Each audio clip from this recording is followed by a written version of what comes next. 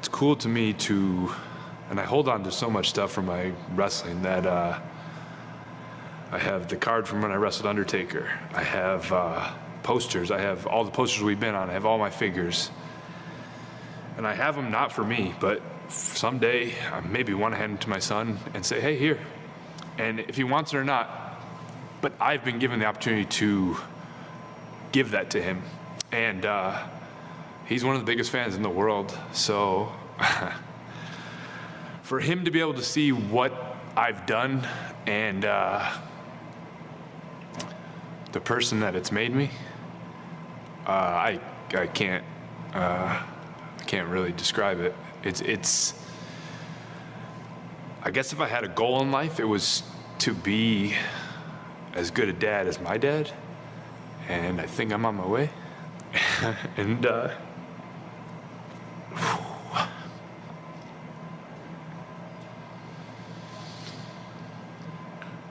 I guess for me to be able to do that, it's super special. As much as you want to talk about like Jon Huber as a person, Huber Boy 2, Brodie Lee, Luke Harper are all Jonathan Huber, and I'm that because of those three personalities, I guess, and it's professional wrestling. Made me what I am. It's very powerful.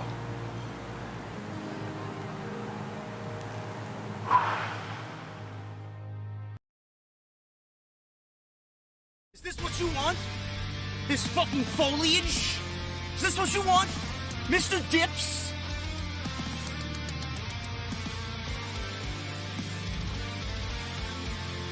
Is this what you want?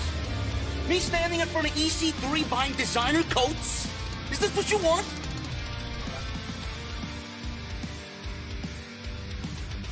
Me sitting in some hipster hotel in Williamsburg, Brooklyn, fluffing pillows? Is this what you want? I don't believe this. This graffiti art, hipster hotels, avocado toast. All I want is a fucking Guinness. An ice cold Guinness. What the hell does that mean?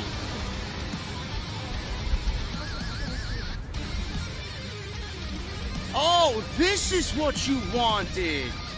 This is your Monday Night Raw review right here on Off the Script.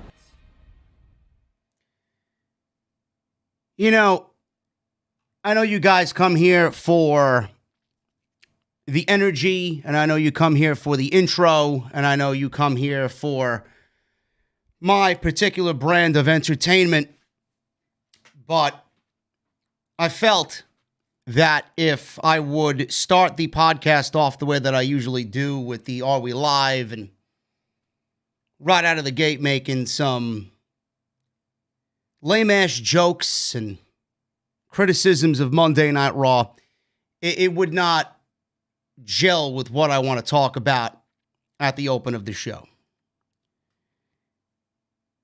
You know, I hate doing shows like this, and I know all of my colleagues in the wrestling community have, at least in some way, shape, or form, said something about Brodie Lee. I did not have the opportunity to come on here and give my immediate thoughts. Normally, I don't like to do that because it could be looked at as clickbaity. It could be looked at in a negative way. It could be frowned upon. Some people put things out there on social media and on YouTube, and they use someone's passing as a way to hype up their own brand or get views and social media likes and all that stuff. And I'm not about that. I'm not about that. I've seen a lot of people in the community put something up. Those that I respect most, I listened to and I watched. I don't really know what else to say on top of what you guys have probably already seen on social media and what you've already heard from other podcasters in the community. And I didn't really say much of anything except for what I said on social media, which was shock. I'm still actually in shock. I don't think it really has settled with me yet. I've gone back and forth with Jesse on this. He didn't even watch Monday Night Raw because watching wrestling right now, it just doesn't seem to feel the same. And he said watching any type of wrestling would immediately make him relive Brodie Lee. It would make him think of Brodie Lee. And I can understand where he's coming from. I was actually in Delaware this past weekend. My parents moved out to Delaware. They moved out of the Bronx in New York, and they're in Delaware. And I was with them all weekend because I didn't get to see them for Christmas. So I went to go visit them this past weekend, and I was out to eat, and I got a text that I didn't really understand what was going on. You know, I got a text saying that Brodie Lee passed away. And I'm like, you got to be kidding me. Thinking it was a troll. I'm thinking it's some sort of sick joke. And then I immediately sign into Twitter. I'm sitting at the dinner table, legitimately at the dinner table. I'm having dinner while this is breaking. I stop what I'm doing, and I go on social media, and I see, the first thing that I see is AEW's official statement, which I actually put in the beginning of this video, the beginning of this podcast, with Brodie Lee talking about his son. That's the statement that AEW released on social media. One after the other, my shock legitimately turned into, I don't believe this is happening. I don't believe this is happening. I didn't even know what to feel. Like, I wanted to cry, I wanted to tear up, but then again, I don't know him. I don't know him. It's more shock than anything. The one thing that pains me most out of all of this is the fact that you look at Brodie Lee and he's 41 years old, and the last time that we seen him was on TNT, on Dynamite, in what I thought was a fantastic match with Cody Rhodes. And you're watching that at home and you're listening to him cut promos before that match was aired on television. And you look at him as a vibrant, young, 41-year-old man. You think he's going to be on top of the world next year. He looks happy. He looks healthy. He's where he should be. He's where he needs to be. After several years of frustration in a former company. Getting what he deserves. We don't know anything. And then just like that, news like that broke on December 26th. The thing that shocks me and pains me most is you look at Brodie Lee in that way and you think he looks invincible.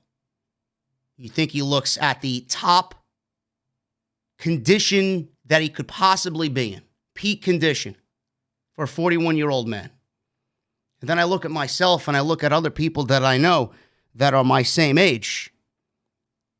And it's like, Jesus Christ, man, we're all mortal. You know, anything on any given day can happen to us. And it really just makes you sit there and contemplate life itself.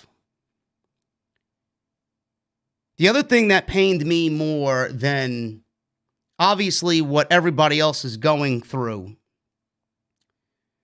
I don't know him, everybody that worked with him, the beautiful messages that we've seen back and forth between several of the people that work with him. The thing that pains me most as a fan watching this from the outside looking in is not only the fact that he was 41 years old, but the fact is that we all pulled for him to be exactly what we thought he could be. He left WWE. He went to AEW. And he was at the point in which he was about to make that turn. A career resurgence was about to happen. And he was about to be at the top of the mountain in 2021. Someone that never got an opportunity in the last several years of his WWE run for whatever reason.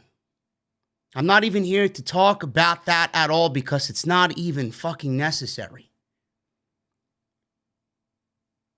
The fact that we watch him every single week on television do exactly what we all wanted him to do, and he did exactly what we all knew he would.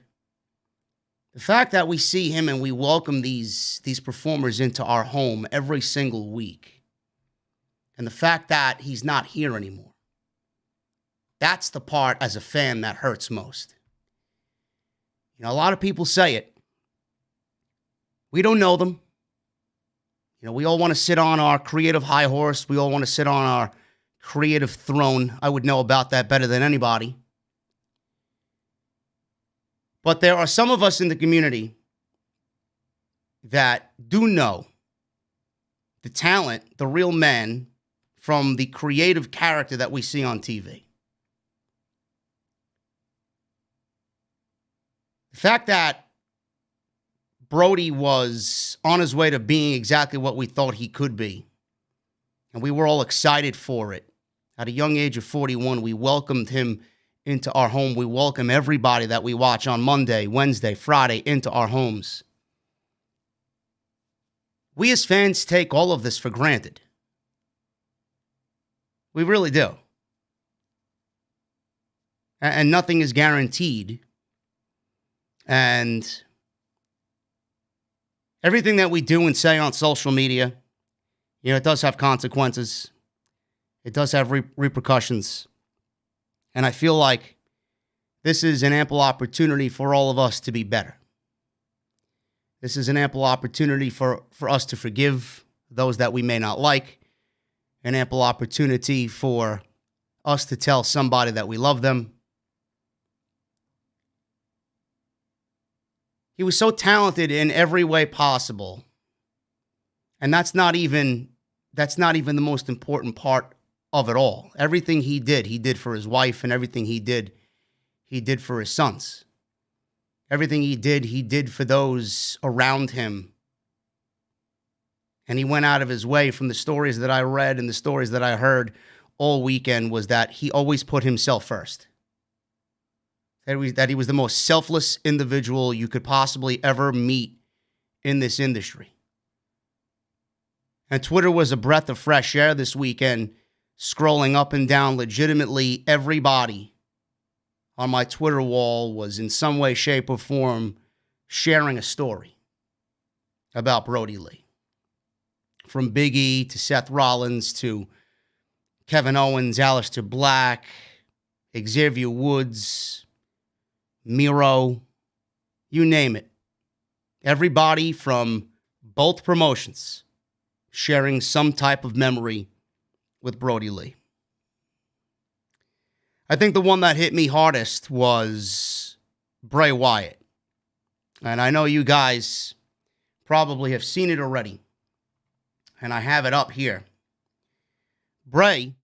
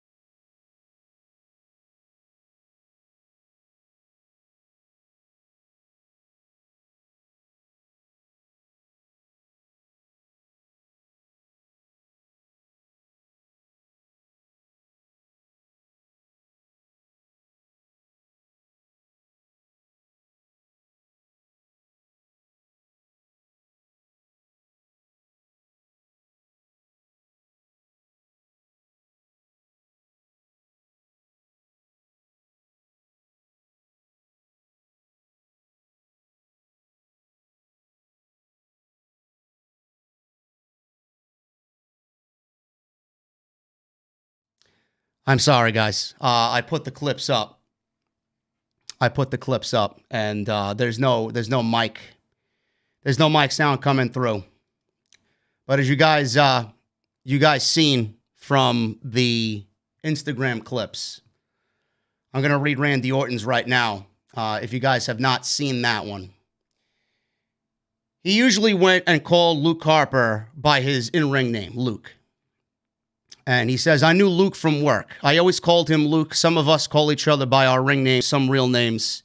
It gets confusing, but I always called him Luke. I've been in a WWE locker room for more than half of my existence, but there's an unwritten code. Respect is at the top. You all have heard about how much we all respected Luke, about how much we enjoyed his presence. It is a fact. I'm telling you, on the back of a bus, traveling away from our families for weeks in a row, he was one of those. I'd make sure to secure a seat on that bus next to him. I'm not perfect, never thought I was, neither was he. But talking to him and conversing about our families, as most husbands and fathers do on these trips, at some point, I learned that he was near perfect when it came to how he loved his sons and his wife, Amanda. His wife was close to my wife, and she considers Amanda one of her dear friends when it comes to the word friend in this business. You see, many times there are acquaintances or co-workers or fellow talent, but Kim and Amanda, I felt as if they had that female intuition going on and were meant to be friends. Amanda's attitude about the business her husband was in was a very positive one. It had given them everything, as it has me and my family, but often, as in most professions, there are times when you get down on your current status. Luke and I often talked about the business and how it affected our lives, our families, and us as men. I remember him saying that he wanted to do more and knew that he was capable of doing more. He was. Seeing him have the balls to take that leap of faith and seeing him make the decision was an inspiration to me. I always was very proud of him, and out of my peripheral vision, I watched him as a fellow 20-year vet and saw many things that impressed me. Not just his work inside the ring, but how he treated others in the back. I'm telling you guys, reading this, that man's character is unmatched. I have many stories involving Luke and I will always cherish them. Know that he was a great human being. I will be in that same locker room tomorrow and look forward to sharing stories about my friend Luke. Hashtag rest in peace, Luke Harper. Now, being that the sound went out before, and you probably didn't hear me read Bray's, I'm going to read Bray's for you because I have one of the settings off on my soundboard, and it didn't really filter into the Instagram image that I showed you. Bray says, you are my best friend, my brother, my partner, my Terry Gordy. We changed this whole game because we refused to do it our way. We refused to do it anyway, but our way. We were always at our best when we were a team. I think we both knew it. We fought like brothers because we were. I'm so goddamn pissed. This isn't how it was supposed to be. It was supposed to be us, fat, bald, and useless, running Wyatt family spots in high school gyms in our 70s. Where do we go now? What do I do knowing I'll never hear your condescending sarcasm as I'm riding high? I miss you so fucking much already. I would do anything just to live through our worst moments again. I can't believe that you're gone. I'm so sorry, brother. I'm so sorry. You will always be a part of me, whether I like it or not. Everything is different, and I hope Amanda truly knows that I'm here, not just to say it because I love them too.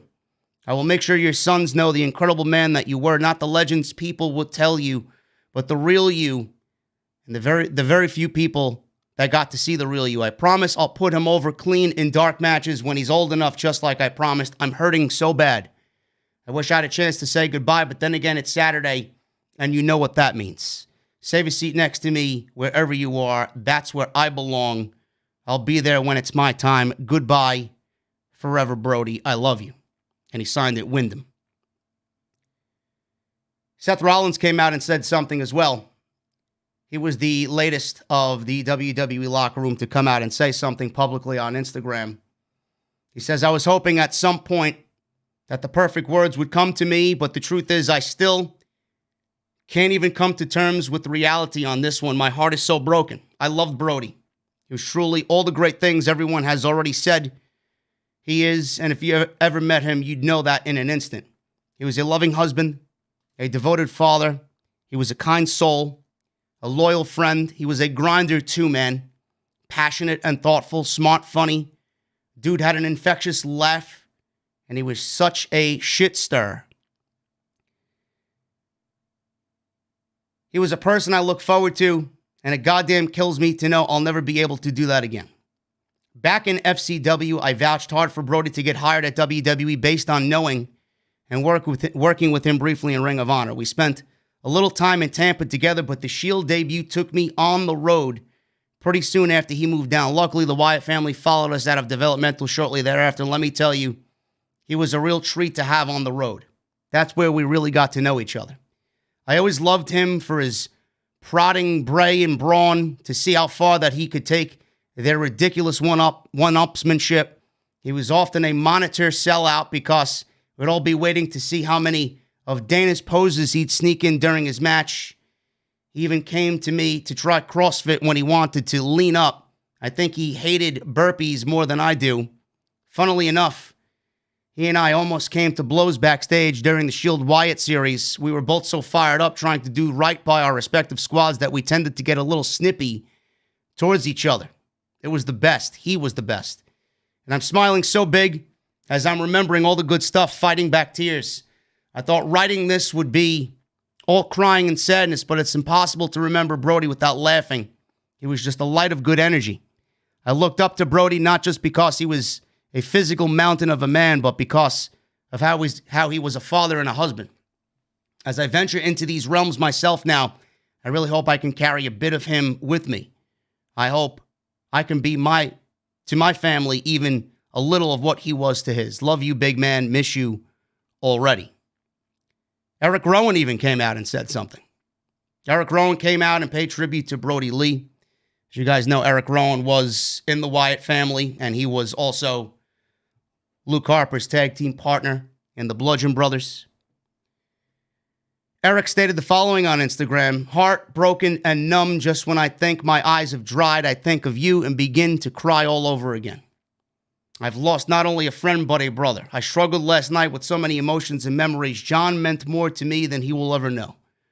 I remember clearly all the loops we had during our years on the road together. He would always look forward to getting home to his family. After every loop, he would say to me, goodbye forever, because he would want his 1 or 2 days with them to feel like forever. One thing he taught me through his own actions was to be a better father and husband. He was one of a kind in everything he did. Great performer, great father, great husband, great friend, and all around amazing human being.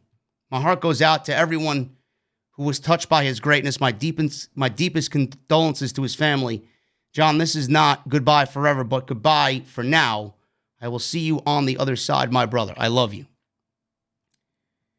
Everybody came out and said something about how he was as a human being. Everybody. And that says a lot. That says a lot. There's not one negative thing said about this guy through every single individual in the 20 years that he's worked with that's come out on social media and said anything about him. They all resonate with the same meaning. Mick Foley and CM Punk came out. And actually, everything that they do on Pro Wrestling Tees, all of the commissions and all of the sales of CM Punk's t-shirts, he's already notified Pro Wrestling Tees. Mick Foley did the same thing. I'm sure many others will be following in that footstep. Everything that they make via their merchandise, they're giving directly to fund Brodie Lee's family, which is one of the most heartwarming things I think I've ever seen as being a fan of this great sport that we call pro wrestling. Two quality human beings are Mick Foley and CM Punk. If you guys are on social media, you've seen all that stuff. You know, that's what is pretty much going around as far as what they feel about him. I actually caught up on some Luke Harper matches when the news broke. And I immediately went to 2014. 2014 was an incredible year for Luke Harper. Not only Luke Harper, but all of the Wyatt family. I immediately turned on the Elimination Chamber in 2014, and I watched him work specifically. But I watched what was a crowning achievement as far as developing future talent. I don't think WWE has done anything since that match, legitimately. Since that match. Now, I'm not even including NXT. WWE has not done anything on the main roster since that match where you physically seen the future unfold right before your eyes. That match had everything that you could possibly want as far as building the foundation for this company moving forward in the future. Roman Reigns, Seth Rollins, Dean Ambrose, Luke Harper, Eric Rowan, and Bray Wyatt. One of the greatest, if not the greatest, six-man tag team matches that WWE has ever produced. I remember everything that followed into that match to this very day. It was on Monday Night Raw. I don't know if it was a week prior on the go-home show or 2 weeks prior to the pay-per-view.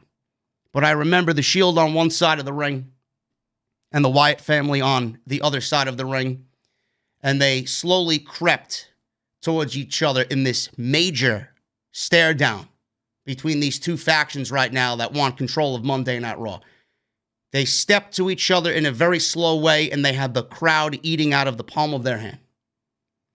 The crowd was chanting, "This is awesome." And not one punch was thrown. Not one.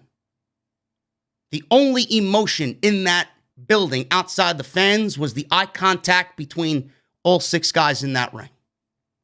Truly one of the most amazing moments in Monday Night Raw history, and not one single wrestling move was done in that instant. Then the match happened.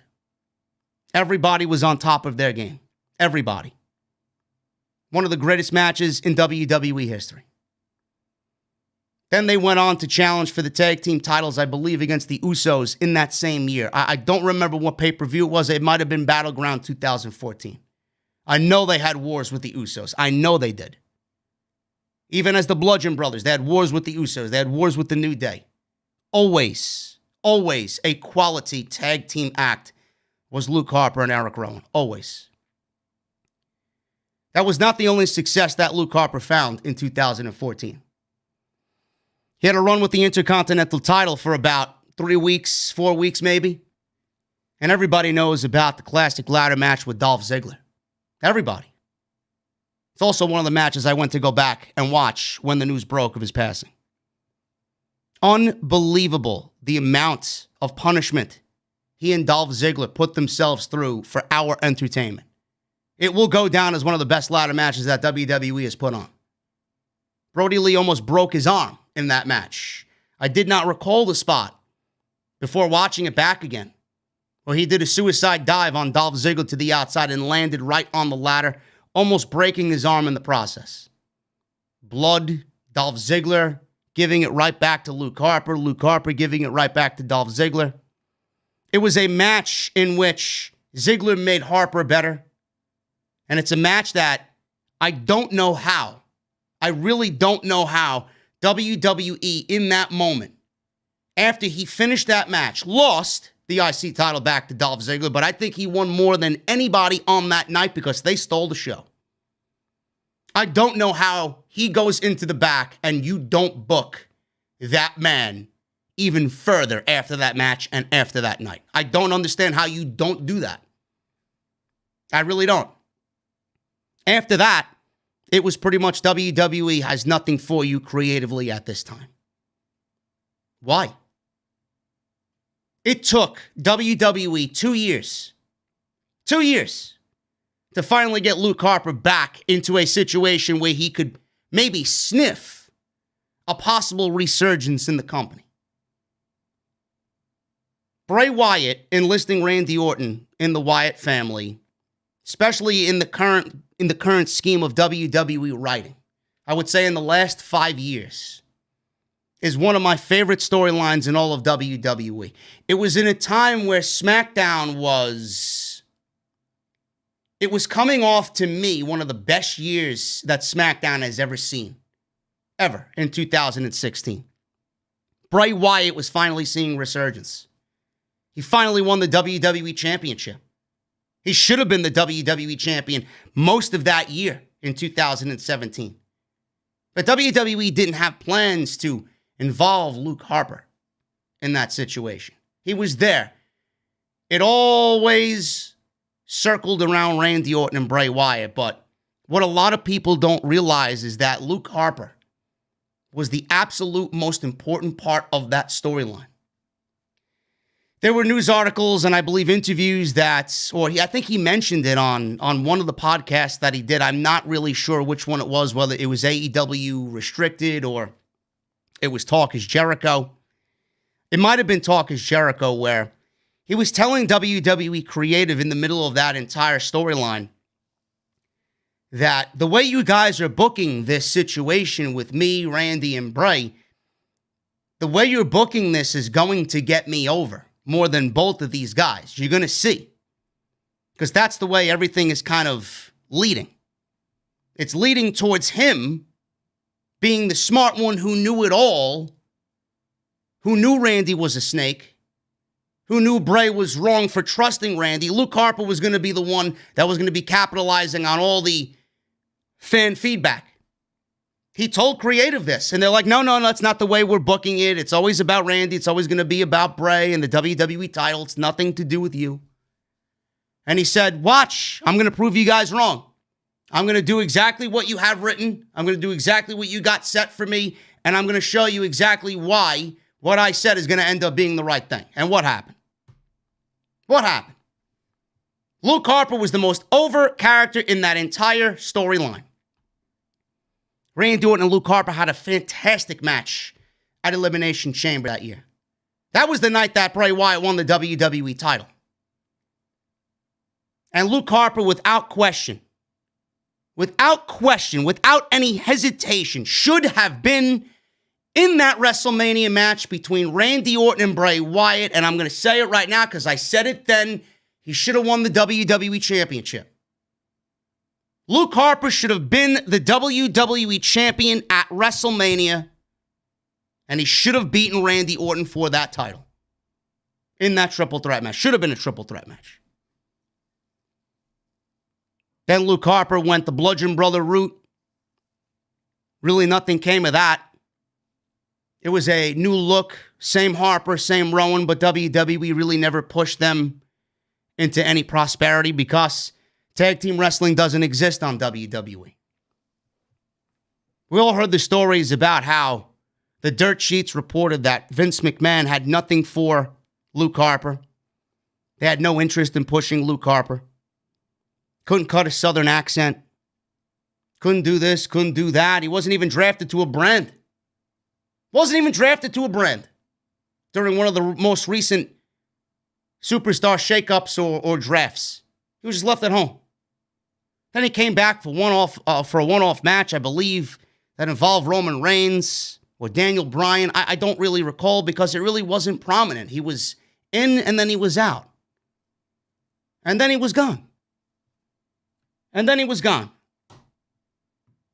Then he went on a 90-day non-compete. He was supposed to show up in AEW in front of a live crowd in Rochester, New York. He was supposed to get the Heroes Welcome, hometown welcome. He was supposed to be unveiled as the Exalted One this year. And then COVID-19 hit. So it ruined that. He was supposed to be the biggest thing to come into AEW since the start of the company. And COVID-19 ruined all that. Brodie Lee was there through all the pandemic shows. Brodie Lee made the Exalted One and transformed the Exalted One gimmick into somewhat of his own. Coming in as the Exalted One, transforming it into a slight Vince McMahon parody act, and then kind of moving away from that and really molding it and molding the Dark Order into what he felt they needed to be. From watching Being the Elite, which to me, they were the most entertaining aspect of the entire show. Every single week. His boisterous attitude, his bullying of all his Dark Order minions. It was the most entertaining thing on the show. He really made it his own. He made it must see. He turned the Dark Order into what everybody thought was going to be a comedy throwaway group. He made the Dark Order into one of the most prevalent groups in all of pro wrestling. whether you like it or not. Brodie Lee was then thrusted into a program with Cody Rhodes. And in one of the greatest endings to a pro wrestling show in 2020, before he took the title from Cody Rhodes, he laid Cody out on stage. His wife was also taken out by Anna Jay as well, who's a part of the Dark Order. But Brodie Lee took out Cody Rhodes on that stage, on that very Dynamite. And with him, he had the unfinished TNT title. Cody Rhodes just was about to unveil the new TNT title. Finished, gold-plated and everything. But Brodie had the old title. And in the bag was the old title, completely destroyed in pieces. He takes the old title, the unfinished title, and he spreads it across Cody Rhodes' body. That signified Brodie Lee is absolutely going to exactly where we thought he was going to be, at the top. One of the greatest pro wrestling endings to a show in 2020. That's when you knew. That moment. And then he beats Cody Rhodes in 3 minutes for the TNT Championship. And then you knew it was an exclamation point on top of an exclamation point. You knew that that man was exactly where he needed to be. Exactly. He had a great run in AEW for what was a down year in pro wrestling in general. He had a great run in AEW. Won the TNT title. Had a great match with Jon Moxley for the AEW title. We all were kind of worried. We were all kind of worried about Brodie and Jon Moxley because we all thought, well, Brodie Lee needs to be at a certain level. We knew he needed to be at that level. Was Tony Khan and AEW going to make sure he stayed at that level? We were afraid that if he went into a match with Jon Moxley, he really wasn't going to come out looking good. And what happened? He came out looking like an even bigger fucking beast. An even bigger monster. And they did not let us down in our love for Brodie Lee because he looked great even in defeat and the proper outcome was given. Then we had the dog collar match with Cody Rhodes. He lost the TNT title back to Cody Rhodes. And what a final way to go out. That was his last match 2 months ago. They paid homage to one of the most violent matches in pro wrestling history. Greg the Hammer Valentine was out in the crowd. They really made a big deal about it. He cut a very passionate promo about the dog collar match and what he was going to do with Cody Rhodes in that match on that night. And they delivered in every way possible. Every single way possible. He looked great in that match. We, watching that, did not know or have any idea, not even a thought in our mind, that he was ill or if there was any lingering issues with him. He looked absolutely fantastic to be in the best shape of his life. And then all of a sudden, news started coming out that he was not well and that he was actually in the hospital. He's been in rough shape. He was in rough shape 2 months ago.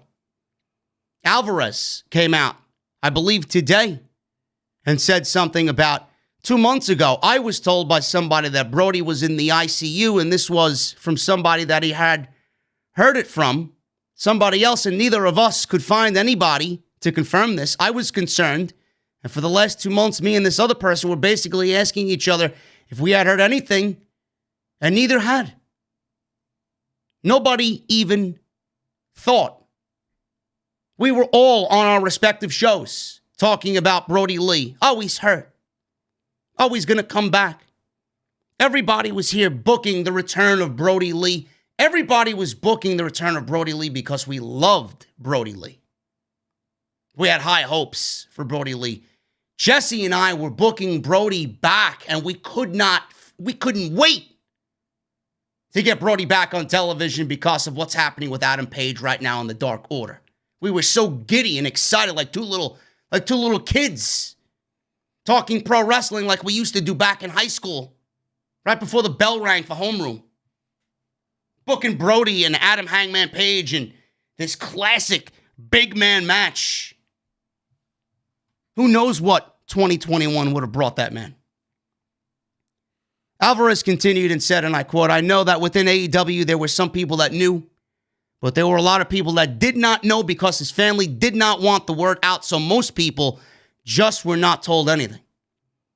His wife told who she needed to in AEW, and I believe AEW told the rest of the roster to not say a fucking word about anything. Everything about Brodie Lee and his condition was kept in the home as a private matter between him and his family. Some of the roster didn't know. Some of the roster did know. But those that did know respected him so much that not a peep was said about this. And in today's day and age, for none of that to get out, that's how much they respected that man and wanted to keep that privacy and that matter in the household. I know there were other people in AEW that had only heard the same thing that me and this other person heard, that he'd been in the ICU. The last thing that I heard was 2 months ago. Then a week and a half ago or whatever, I heard that his son had done the angle where he had beaten Kenny Omega. They filmed something after a recent Dynamite episode, I believe it was on December 16th, where his son, Brodie Jr., was in the crowd. And they actually pulled him into the ring. And they had him pin Kenny Omega for the AEW World Championship. Now, I don't know if that was taped for being the Elite. I don't know if that was taped for Wednesday's tribute show. But it goes to show you what that man meant to everybody in that company. And the fact that Tony Khan completely changed Wednesday's show as well. I'm not sure if you guys realize this. Giving Brodie Jr. actual creative behind one of the matches on Wednesday's show. Tony Khan actually pushed the New Year's Bash back a week. Wednesday's show is going to be a complete tribute show to Brodie Lee.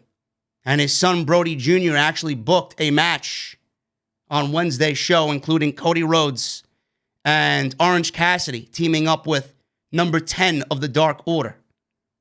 And the reason why Cody is teaming with Orange Cassidy and a member of the Dark Order when the Rhodes family right now is kind of in a feud with the Dark Order, that's because Brodie Jr., his two favorite superstars, obviously outside his father, were Cody Rhodes and Orange Cassidy. So good on Tony Khan. It shows you the quality human being that Tony Khan is and everything that he's doing for Brodie Lee's family. Then a week and a half ago, I heard that his son won the AEW title, quote unquote, from Kenny Omega. When I heard that, obviously my first thought was that Brodie had to be there. He had to be there. Then I asked, and nobody who I asked answered if Brodie was there or not.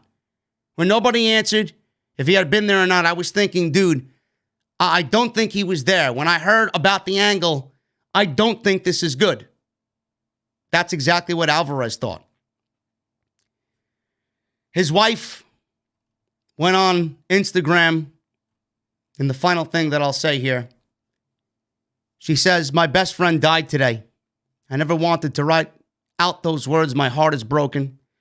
The world saw him as an amazing athlete, Brodie Lee, formerly known as Luke Harper, but he was my best friend, my husband, and the greatest father you would ever meet. No words can express the love I feel or how broken I am right now. He passed surrounded by loved ones after a hard-fought battle with a non-COVID-related issue. The Mayo Clinic is literally the best team of doctors and nurses in the world who surrounded me with constant love. On top of that, I can't express my love and admiration for the way AEW has treated not only my husband, but myself and my kids.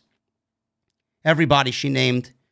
Kenny, Matt, Nick, Brandy, Cody, Tony, and the rest of the AEW team have helped keep me standing and picked up all the broken pieces. I've been surrounded by so much love and incredible people. I can't tag them all, but they know who they are, and I don't think they will ever know how thankful I am for them." End quote. I'm going to talk more about Brodie on Wednesday, but I just wanted to come on here today and really just go over some of my fondest memories as a fan and really just chime in on what everybody's already said about Brodie. We all loved him. We all seen the immense potential in him. We all wanted to be there for him and root for him. And undoubtedly, he was going exactly where we all thought he should be. And like I said in the beginning, the situation that he was 41 years old and the fact that I look at that, I'm going to be 39 in February. I'm going to be 39 in February. And I look at that and I see him as a 41-year-old man in the best shape of his life, on the best run of his life. And now he's no longer here just like that. And I think to myself, we're all human beings. We're all mortal. We watch them on TV and we think they're invincible. We think that they're larger than life. We think that they're these superheroes that are immune to pain. Meanwhile, us as fans, we never know that when we're watching a man like Brodie Lee, who is a father and a husband. We're watching somebody who is a wife and a mother. We never think of those things in the moment. It always takes something like this to happen. You know? I'm still in shock over it all. But I know I'm not perfect, and I know that none of us are perfect, and I know we all say things in the heat of the moment, and I know we all do things in the heat of the moment. I might make a lewd comment here and there. I might make a crass comment that really isn't necessary here and there. And I do it for the sake of entertainment. You know, I look on social media and I see people saying negative things about me and this and that. And it's not even important when something like this happens. I think at the end of the day, we all need to be better to each other. And I think at the end of the day, we all need to be as one. Because, like everybody else said, in the light of this terrible tragedy, tomorrow is not really guaranteed. And I don't want to sit here harboring any ill will towards anybody, because something like this can happen and then we sit here just feeling very regretful. And I don't want to feel that way. And I don't want to go through that. I'll be talking more about Brodie on Wednesday with Jesse. I know he has a lot to say. I know he was very visibly upset just via text. I haven't heard his voice yet. So I know that he's probably going to break this thing down as far as what it means to him as well. And I wanted to come on here and give you guys just a little bit of my time as far as what I've been thinking about this entire thing, and go over all the beautiful comments that have been said from everybody in the industry in regards to him, and give you my thoughts on what I thought about him from a fan's perspective, from an outsider looking in. Welcoming them into our home and seeing them not there anymore on a weekly basis is the toughest thing that we as fans have to deal with when we go through this type of thing. You know, the instant moment that it all happened, it's going to be something that we're going to remember for a very long time. We're not going to forget this. And I wish him, and I wish his family, you know, I wish everybody just happiness, and my thoughts and prayers go out to everybody that has been impacted by his passing. I want to move away from all the sadness. I want to move away from everything that we've talked about as far as Brodie goes. And we'll talk about it more on Wednesday. But we did have a Monday Night Raw tonight. And it really wasn't that good. It was something that, to me, after the first hour, it didn't really resonate with me.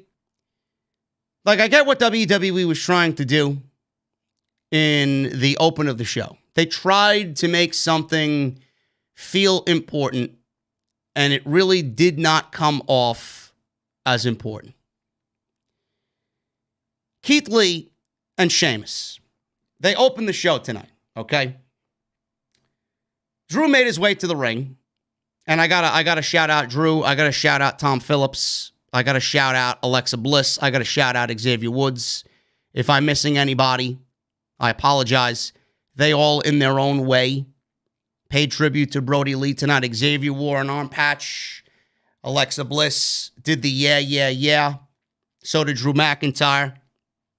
Drew McIntyre and Tom Phillips also said, it's Monday night, and you know what that means. Which is something that Brodie was notorious for on Twitter.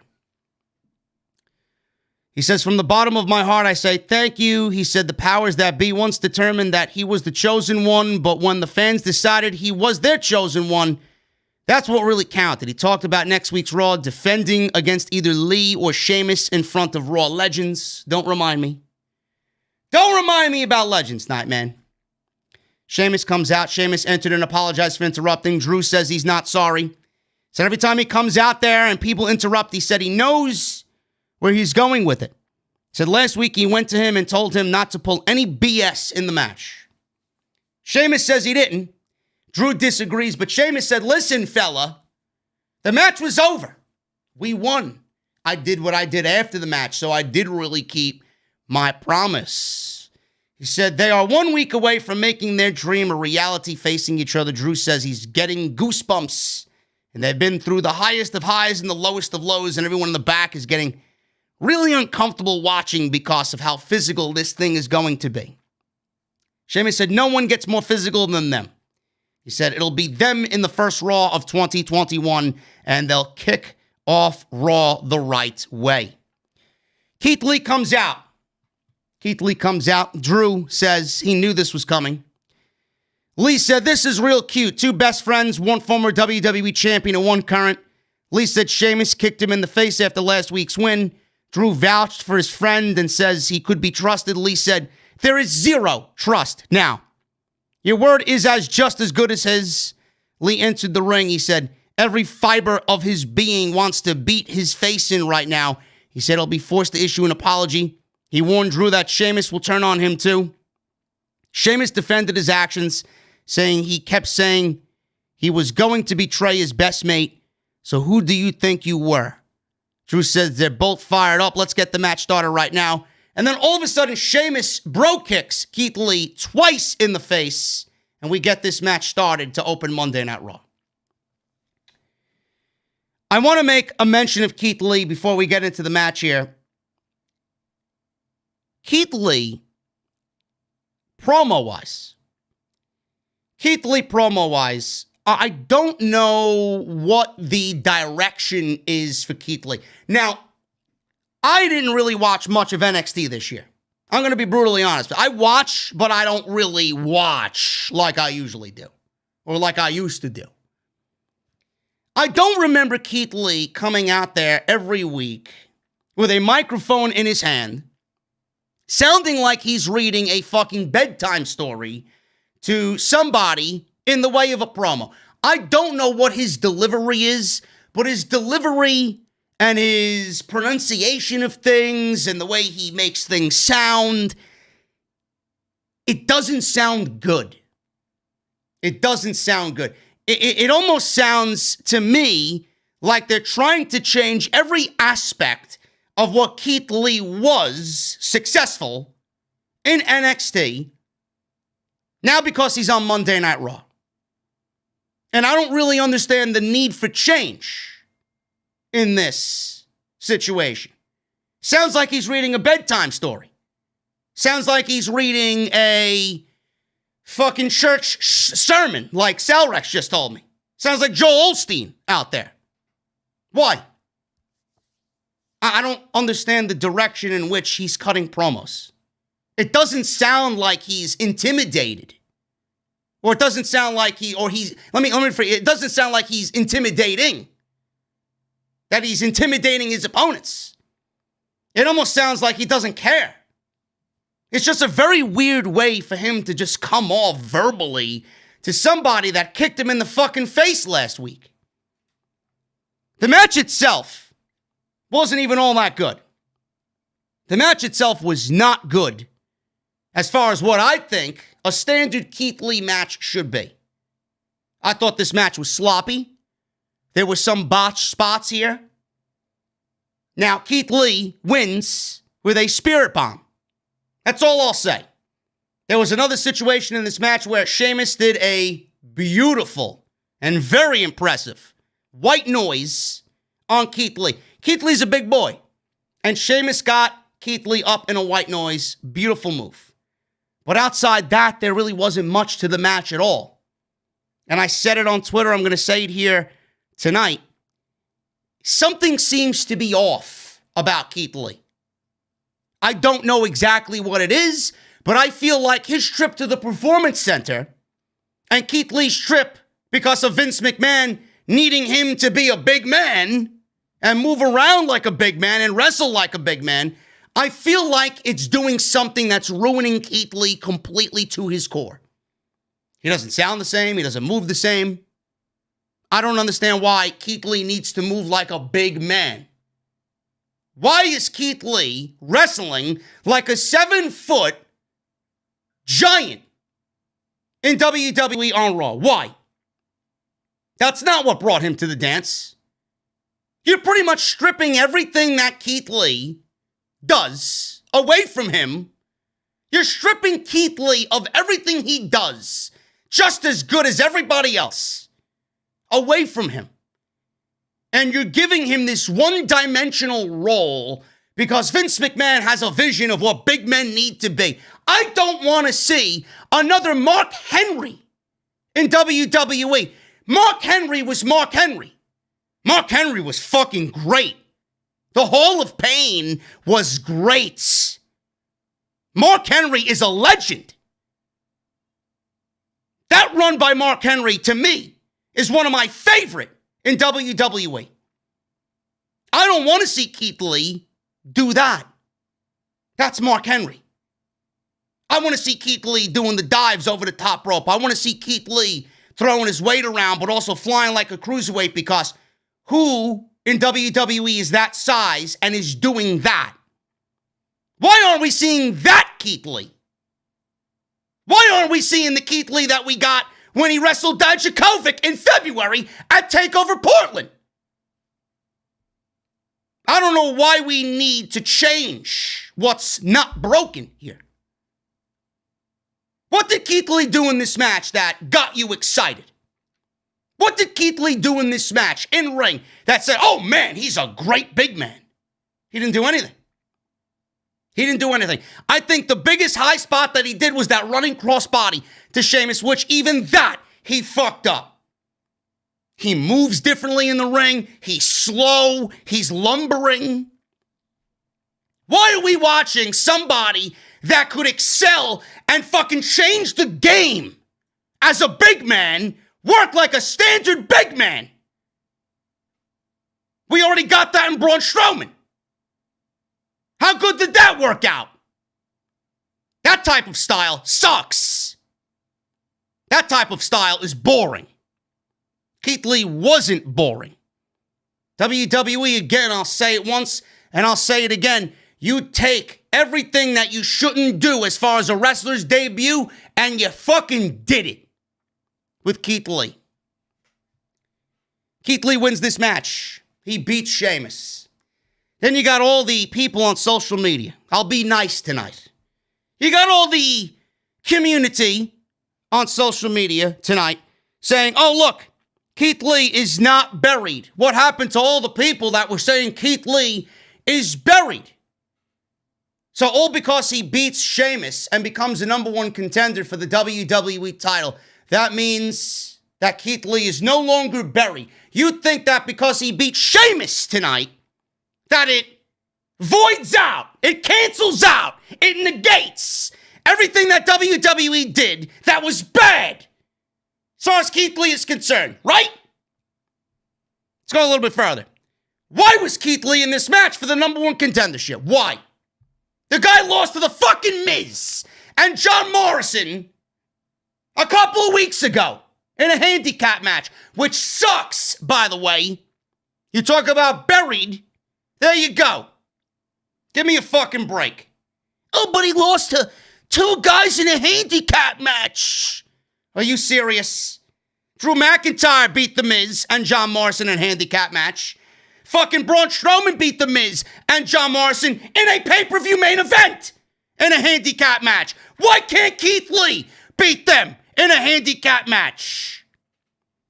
So I guess Keith Lee is not on the level of a Drew McIntyre or anybody else that beat The Miz and John Morrison in a fucking handicap match. He's not on the level of a Braun Strowman, right? Keith Lee is a loser. When was the last singles victory that he got? Not named Randy Orton. When was the last singles victory that he got that resonated and was of a higher importance? What happened? What did he do? Who did he beat to get this number one contendership? I don't know. If you guys can come up with a fucking solution, I'd love for you to tell me. What about Sheamus? What has Sheamus done to get a number one contendership for the WWE title? What has he done? He breathes the same air as Drew McIntyre. Is that good enough for a number one contendership? Oh, he drinks Guinness with Drew McIntyre at the bar. That's why he's the number one contender, or challenging for the number one contendership for the WWE. He's friends with Drew McIntyre. Yeah, that's good enough. Maybe to Bruce and Vince that's good enough. Not to me. Sheamus has not wrestled a singles match on Raw in 2 months. This is his first singles match on Raw in 2 months. And you want to book these guys in a number one contenders match for the WWE title? Please tell me how this makes any sense. So for everybody sitting there, oh, Keith Lee's now buried. He shouldn't be there in the first place. So let me fucking ruin your day just by that statistic. And, like I told you guys, everything that has happened somehow is erased in the past because he beat Sheamus tonight. So what does WWE do from here? Where do they go? Sheamus is absolutely going to play a factor in next week's title match. Keith Lee versus Drew McIntyre is going to be the main event of Legends Night on Raw. And I'm sure that Keith Lee is going to suffer another DQ finish, a loss in this match. I don't know what happens after that. Quite frankly, I don't care because Keith Lee doesn't feel important. He doesn't. It's more than likely going to be Sheamus and Drew McIntyre at the Royal Rumble. Sheamus winning the Royal Rumble does absolutely nothing for me. I would rather not see that at all. Keith Lee winning the Royal Rumble? Maybe. Depends on how they book him in said Royal Rumble to maybe go on to Drew McIntyre at WrestleMania. I would not be opposed to that. But I don't know what they do here with these two guys. Everybody says, oh, Keith Lee is a top guy. He's a main event guy. Because he's in there with other main event guys. He's hanging around the WWE title. He's hanging around the main event. He's in the ring with Randy Orton and Drew McIntyre and Sheamus. He's at the top of the card on Monday Night Raw. He is in for a push. That may be true to an extent. But Keith Lee being in the ring with other top guys does not make Keith Lee a top guy. It doesn't. Keith Lee has not been booked like other top guys that are top guys. Keith Lee standing next to other top guys makes Keith Lee a loser. Because that's the way WWE has portrayed Keith Lee. Now, you guys think I might be talking out of my ass. This is what I do for a living. It's all on Raw. It's all how you interpret the show. This is what I see. And what I see, more than likely, more than not, is correct. This is what I do. Keith Lee does not feel like a top guy. He doesn't look like a top guy. He doesn't move like a top guy. All because he's in the ring with a top guy doesn't mean he's a top guy. The Miz is in the fucking ring with top guys. He's not a top guy. He's a bum. I can't wait for Keith Lee to not win the WWE title so everybody looks like a complete geek. He's not winning the title. Could he win the Royal Rumble? Sure he can. But I'm not giving the Royal Rumble to anybody not named Daniel Bryan. Sheamus is going to interfere in the match. And I can't wait for Keith Lee to suffer another disqualification loss on Raw. Miz lost to Gran Metalik in 3 minutes. This clearly was WWE on a downward trend for the rest of the night. I don't know why this is on the show or why anybody would care about this, but I just heard the ratings collapsing after the opening match. He's obsessed with regaining his Money in the Bank contract. Metalik really dominated, rolled up Miz for a victory here. Miz rubbed his face. He was shocked. He was angry. Morrison tried to console him. Lucha House Party were celebrating beating The Miz. So what does this mean? Is the Lucha House Party gonna, all of a sudden, gonna get a push? Are they gonna be top guys now too? Metalik beats The Miz. Yet, everybody wants to claim, oh, well, The Miz. Oh, yeah, well, Miz and Morrison beat Keith Lee. Here's another fucking statistic for you, man, from the Analyst King here. Keith Lee lost to a guy who couldn't even beat Gran Metalik tonight on Monday Night Raw. Let that sink in.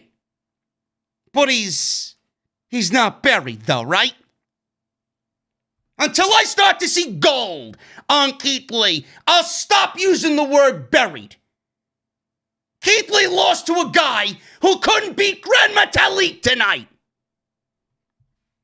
I hope I ruined your evenings. Jackson Ryker was backstage with Elias. He's just sitting there with Elias. He heard a knock on the door. He went to go answer it. Elias says, no. Sit and listen to my guitar playing.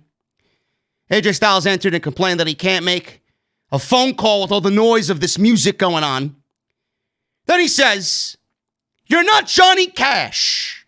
You're more like Johnny Trash. I legitimately LOL'd at this line. I legitimately laughed at this. I thought that was hilarious. This tongue-in-cheek humor, more than likely in WWE, is something that's going to make your skin crawl because it's very cringy. For some reason, I laughed at that line. You're not Johnny Cash, but you're Johnny Trash. I don't know. I laughed at it. Elias told Ryker and Styles to bring it down. Elias said Styles is still upset he couldn't get the job done at TLC. And said at this stage of his career, he won't get many more chances. Styles says he could break his fingers and he won't be able to play the guitar ever again. And he left Elias's locker room. Sounds like a match to me, a match that I do not care about. Shayna Baszler versus Dana Brooke. This went 5 minutes. I had to watch Shayna Baszler sell for Dana Brooke for about 3.5 minutes. Baszler was very aggressive and intense here, which is good to see, focusing on Dana Brooke's arm. She went after her at ringside. Back in the ring, Brooke made a comeback. Climbed to the top rope, but Baszler moved. Baszler then gave her a leaping knee strike, which looked to connect just a little bit too stiff in Dana's face. Then she went for the Kirifuda clutch, and Baszler wins and taps Dana Brooke out in 5 minutes. When Mandy Rose came into the ring to check on Dana Brooke, Baszler came from behind and even gave her the Kirifuda clutch as well for some laughs to cap off her evening. Going into hour 2, we got Alexa Bliss swinging on her swing set in the ring. She asked, "Do you like my playground? He built this for me. I can't wait to show it to him when he comes back. But I haven't seen him since the Inferno match at TLC." And she says, when things got a little heated, ha ha ha, she said maybe he'll return at Legends Night on Raw next week because he'd love to meet his hero, Hulk Hogan. She said she knows for a fact that he's been taking his vitamins and saying his prayers. Listen, honey, none of that shit is going to work in 2021, okay? Taking your vitamins and saying your prayers. Listen, honey, I've been saying prayers for a better Monday Night Raw for about 25 years now, and I still don't have my fucking prayers answered, okay? Taking your vitamins and saying your prayers, although even she doesn't want to know who or what he prays to. Or he could be waiting for Orton to come back to my playground. She asked Orton to come to the ring. He didn't come out. She said he doesn't want to play with them just because they set him on fire once. How inconsiderate and rude, she says. Orton then, all of a sudden, walked into the Firefly Funhouse. He didn't come out to play on Alexa Bliss's swing set. He actually walked into the Firefly Funhouse, and he walked through the front door of the Firefly Funhouse. So, he says he thought he'd take advantage of the Funhouse being empty since The Fiend was burnt to a crisp. He began destroying the set as Alexa Bliss looked on concerned from the ring. She's swinging back and forth. He says he doesn't think The Fiend will come back, but if he does, he will have nothing left but her. He said he wants to show her and him how deranged he is so he can see he'll have nothing to come back to. So he picked up Rambling Rabbit, who let out some concerned tones. He was really scared in this moment. He tore Rambling Rabbit's head off. Bliss was yelling, "Stop, stop, stop." He took Mercy the Buzzard and he tossed him through Abby's window, knocked them both down. He's seen Huskus the pig sitting in a fucking corner, eating cake by himself like a slob. He kicked Huskus in the fucking face. Later tonight, Alexa Bliss says, Anthony's destroying the Funhouse. He even looked at some pictures on the wall. He's like, oh, Bray's got some fine artwork here. Looking at him burning down the Wyatt family compound. Bliss yelled, "Stop, just stop." She took this mean, threatening tone to Randy Orton and said, later tonight, I challenge you in here with me in the ring. He said, okay, so is this where he is supposed to return? If so, I accept. So I knew The Fiend was not returning tonight. I think that's just an awful idea on the last show of the year. But I also didn't really understand what they were doing here. And I guess that's what the hook for the show was. I didn't think that Alexa Bliss was going to wrestle Randy Orton. I assumed there was going to be some showdown between the two, but we'll talk about that when we get there. And it really didn't do much to excite me at all. In fact, it was quite lazy and it was quite lame. But this, the Firefly Funhouse segment with Randy Orton, him walking into the funhouse and him ripping the head off of Rambling Rabbit and kind of kicking the puppets and throwing the puppets around. I thought that was really cool. Randy Orton really just became the sinister, sick fuck that we all love Randy Orton for. And it kind of came out when he walked into the funhouse. And it came out a little tonight in that closing segment with Alexa Bliss. So I like what they're doing. The story itself is fine. But the matches, I mean, it's very difficult for me to care about the actual work. Maybe I'm just so stuck in my ways that I really just gauge everything equally on story and then in-ring work. When I know there's no in-ring work here and it's all story. I don't know. Maybe I should open up a little bit more. Maybe that should be one of my New Year's resolutions, to be a little bit more open-minded. But I'm just so stuck in my ways that I know if Randy Orton and Bray Wyatt are in the ring together, it's not going to be all that entertaining. It's not. So we'll see what happens here.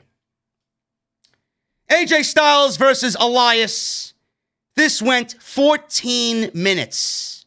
14 minutes of an Elias and AJ Styles match on Monday Night Raw.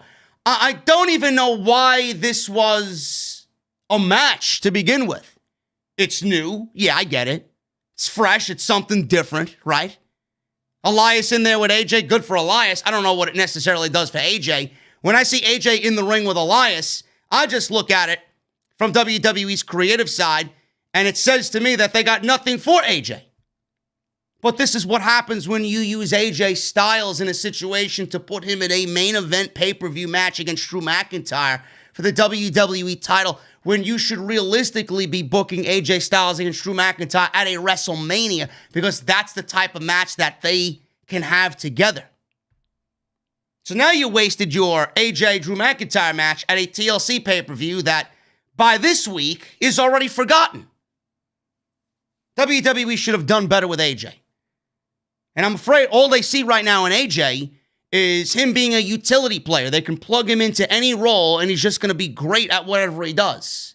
But that doesn't mean plug him into a match with Elias. That doesn't mean I'm going to care. Elias has a lot of rebounding to do. Him showing back up and slightly changing his gimmick from rock and roll icon to now evangelist, Christian rock, with Jackson Riker by his side. It's not really what I call a switch up that I'm going to care about. AJ Styles is better than that. So, there was a situation. We got Elias in this thing with Styles. Elias put Styles on his shoulders, dropped him face first on the ring apron. He then threw Styles shoulder first into the ring post. Omos was on the outside. He stopped Riker from moving in on Styles. He wanted to kind of cheat. He wanted to be a little nefarious. Here did Jackson Riker.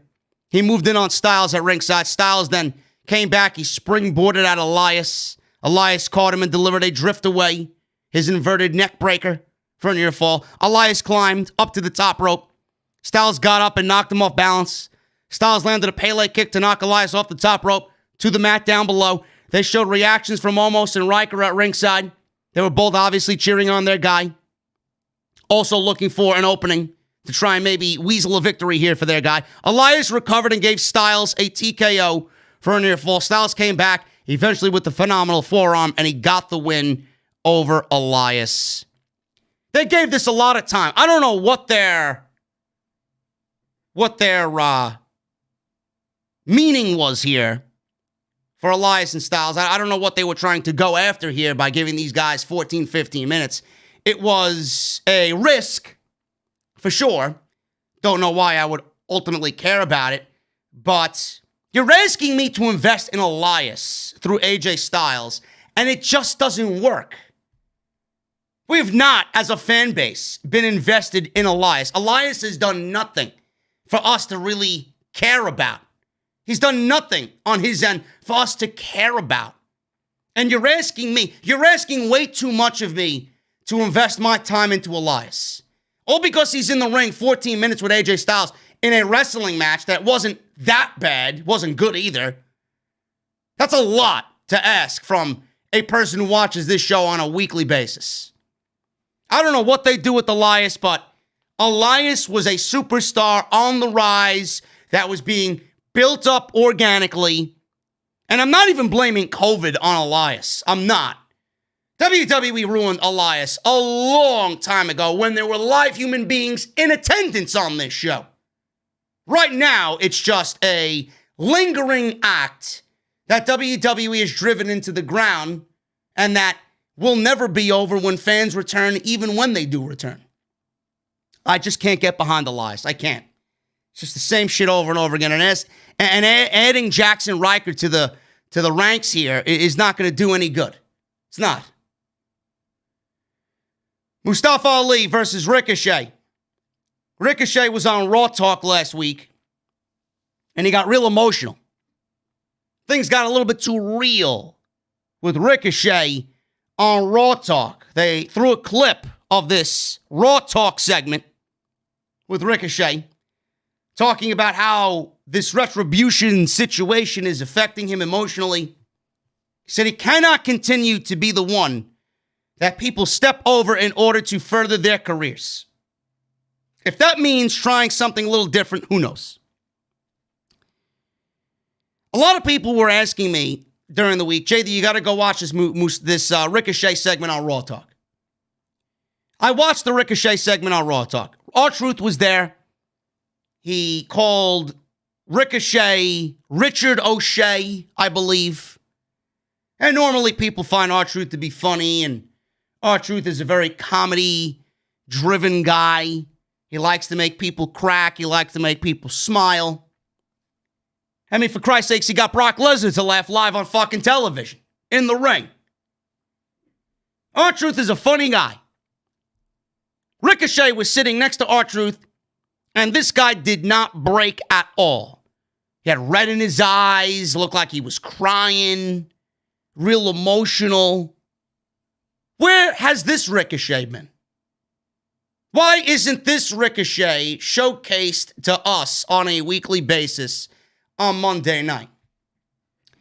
Now, a lot of people say, oh, Ricochet can't cut a promo. Ricochet is very dry. He's very just not good in the promo department. If there's one weakness with Ricochet, it's his promos. I don't know why we all focus on the fucking promos. I don't know why WWE is the type of company to focus on the one bad thing about him and leave out the fucking 9 other things that the guy could do better than anybody. What type of company is this where you're highlighting the one bad thing about him and you're not talking about or highlighting the 9 other things that he does right? You should be working on his strengths first and then working on his weaknesses and getting those weaknesses to be a strength. Why don't we focus on the guy and his strengths first? We always immediately go after the weaknesses. Ricochet doesn't have many weaknesses. Ricochet could do a lot of things that many people in this fucking company, many people in this industry can't do. I know if I'm a fucking casual idiot and I'm watching USA Network and I seen the Ricochet of old that we seen in NXT, if I'm seeing this guy and I had no fucking idea who he was on the USA Network, I'm going to hold my horses up and say, whoa, who's this guy? Why is he moving like that? I've never seen that done before. I don't get why this is frowned upon nowadays. I really don't. A lot of people were like, JD, you got to go watch this Raw Talk promo with Ricochet. Why was it so good? Why was what he said and the delivery of Ricochet so good on Raw Talk? Do you want to know why? The crying and the red eyes and the fucking emotion that poured out of Ricochet, it finally felt real, finally felt genuine. This is a guy that has been fucking beaten and destroyed. His soul has been ripped from his fucking body in 2020. That's why. Why did Ricochet cut a great promo on Raw Talk? Because that man is fucking dying on the inside. And what you seen was genuine fucking emotion that this guy is a failure on Monday night. A failure. He knows it. You know it. Everybody in that fucking locker room knows that creative has failed Ricochet. How do we fix it? I don't know. I've been around quite a long time to know that it might not be a situation that you can fix. It might be a situation where he has to leave and just go back and rehabilitate his entire career. That man is dying on the inside. That's why it was so good. That's exactly what that man feels, and they're pouring this poor guy's soul on Raw Talk to sell a goddamn Retribution angle. Now, him joining Retribution, I mean, I don't know what good that's going to do for Ricochet's WWE run. If anything, it's symbolism as to A, what they really think about him, and B, it caps off his WWE run. He was brought to Raw as a failure, and they failed him then, and they capped it off with a failure of a run, joining Retribution, which right now is looked upon as one of the biggest creative blunders in WWE history. That's what you want to be known for? Why has your WWE run been so shitty? That's what you want to be known for, joining Retribution? Give me a break. How you failed this guy is just unbelievable, man. It really is just shocking to me. What happened to the Ricochet that was North American champion, having classic match of the year candidates with Johnny Gargano? I mean, I said it then. You got a younger AJ Styles here in Ricochet. Is it the fact that he just looks like everybody else? Does what everybody else is doing? You don't get it? You don't get the style that Ricochet is? I don't know what you need to do to fix that, but you cut this guy's wings off before you even let him fly. You had money in Ricochet. You had a guy that kids could look up to in Ricochet. You mean to tell me there was no money to be made in Ricochet with the younger kids, the younger audience out there? Look at what you fucking beaten this guy down into. I mean, he was Somebody that to me could have been a future WWE champion. NXT was so good to him, and all you had to do was pull him from NXT and put him on Monday Night Raw. It was that simple. He had everything. He had the look, he had the lighting, he had the entrance, he had the in-ring style. Ricochet is one of the best wrestlers on the fucking planet. And in 2020, this guy has been fed to Brock Lesnar. This guy has been in matches with the Hurt Business for how many weeks in a row? And now his year is being capped off with months of Retribution matches. If that's the best you got for Ricochet, I don't know what you are doing. If WWE frowns upon Ricochet doing all the flips and the dives and the this and the that, maybe you switch him up a little bit. Maybe you switch him up and have him go a little bit more intense. Maybe you bring out that Ricochet of old, you know? Bring out that Ricochet that's confident about himself. Give him a little edge. Take away some of the high-flying spots, but only do it when it's necessary. Honestly. Maybe have him go a little dark. Still be a babyface, but turn him in a little dark. Give him a little edge. I don't know what else could be done with this guy. I really don't. Other than that, the best thing for him is to leave WWE and go somewhere else and build his stock and build his brand all over again. It is a sad situation with Ricochet, man. It really is. This is why WWE is looked at as an embarrassment. Who goes to WWE like this with all the talent in the world and fails? It's because it's such a political landscape and it's such a, oh, if they don't like you, forget about it. You're done. If they love you, the world is your oyster. It pains me to know that this company and this industry is such a political fucking cesspool. And guys like Ricochet joined the biggest company in the world, with all the talent in the world, one of the best wrestlers on the planet, and he can't succeed. For what? What is their reason? This was a very good match with Mustafa Ali. I don't know why I should care, but it was a very good match. I love Ali. I think Ali's great. I think Ricochet's great. Watching these guys work is great. Ricochet and Ali were battling near the ring post. Midway through this match, Ali climbed the top rope. Ricochet knocked him off balance. Slap dick, slap nuts, slap jack. And Reckoning distracted the referee. T-bar and mace. Yanked Ricochet off the apron into the barricade at ringside. Ali then leapt off the top rope with a splash to the floor. Ali was in control. Ricochet mounted a comeback, landed a back suplex after a standing backflip. Ricochet went for a shooting star press, but Ali raised his knees and then suddenly applied a Koji clutch. Referee called for the bell because Ricochet passed out. There was a moment in this match where Ricochet was fighting off Retribution members. We got Mace involved. We got Slapdick involved. We got T-Bag involved. T-Bag and Ricochet, they were on the apron. I don't know what had happened. It looked like it was supposed to be a DDT on the apron. But my God, man, the apron was completely just bypassed and missed. I don't know if this was a botch or not, if this was planned. I have no idea. But Ricochet tilt-a-whirl DDT'd T-Bar on the outside. It was supposed to be landed on the apron from what I could tell. Maybe I'm wrong. But they went from the apron to the fucking floor, and I would be shocked if T-Bar doesn't have a neck issue. That looked fucking ridiculous. I hope Dijakovic is okay. I really do. Mace took a DDT on the outside on the opposite end, so Retribution was being fended off by Ricochet. He eventually lost to the Koji clutch. Ali told Ricochet he'd give him a chance for a new beginning.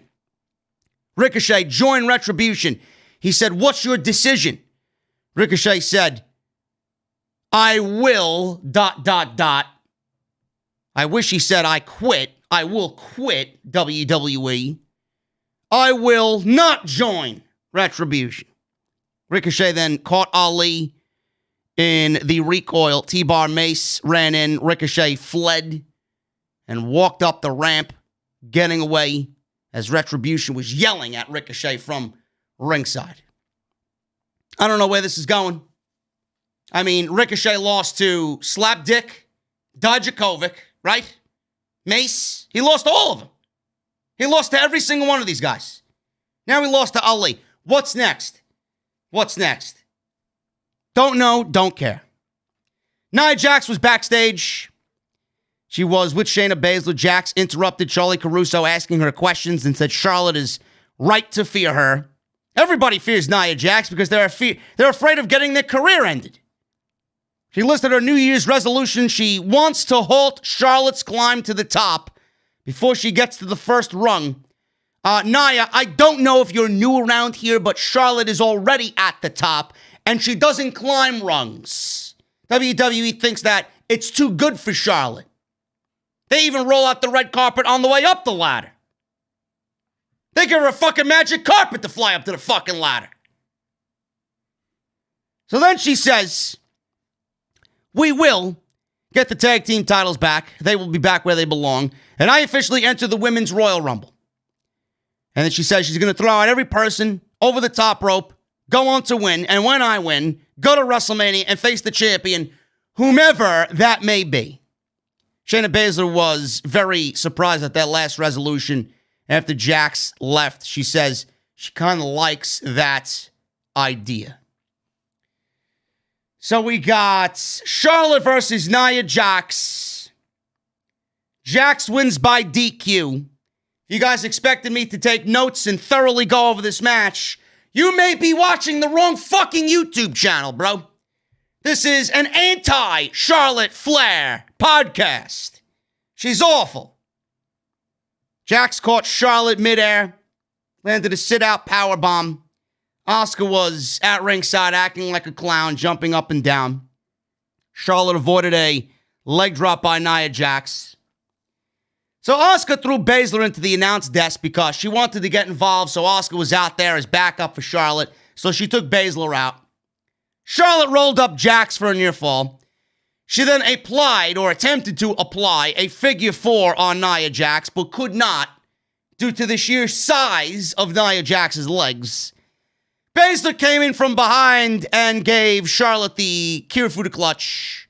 And this caused the DQ. Asuka chased the heel duo of Jax and Baszler out of the ring. Jax wins by DQ, and that's pretty much it. More than likely, we'll be getting a rematch at some point, possibly next week for the women's tag team titles. Maybe the titles go back to Nia Jax and Shayna Baszler because of miscommunication. And they do exactly what I said they're going to do with Asuka and Charlotte losing the titles. Asuka costing Charlotte the title. Charlotte getting angry. Charlotte beating Asuka for the Raw Women's title. And then going on to WrestleMania as Raw Women's Champion. That's what I foresee happening. I hope not, but we'll see. Charlie Caruso interviewed Angel Garza.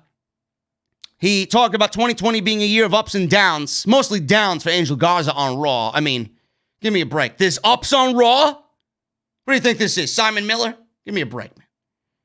You know, Rose and Garza asked who, or Charlie rather, asked Garza who was for. R-Truth then all of a sudden just comes into this promo, runs into Garza, knocking the Rose over. Then he was running away. They showed Akira Tozawa, Drew Gulak, and Eric of the Viking Raiders chasing him down the hallway. Garza picked up the broken rose and handed it to Caruso. Well, I guess it's the thought that counts. And handed Charlie Caruso the rose. Somehow, some way, somewhere, someone is laughing at these terrible 24/7 skits. I don't know. Now, the rose, it was reported that the rose could be for Eva Marie. If Eva Marie shows up on Raw next week, I may lose my shit. I may lose my shit. If she is wrestling, I may lose my shit. Eva Marie is not a legend, and neither is Alicia Fox. Okay? So we'll throw that out there. Neither one of them are legends, geeks. Get over it. Riddle, Jeff Hardy, New Day versus Hurt Business, MVP, Bobby Lashley, Shelton Benjamin, and Cedric Alexander. Riddle and Hardy congratulated Kofi Kingston and Xavier Woods on Big E winning the title.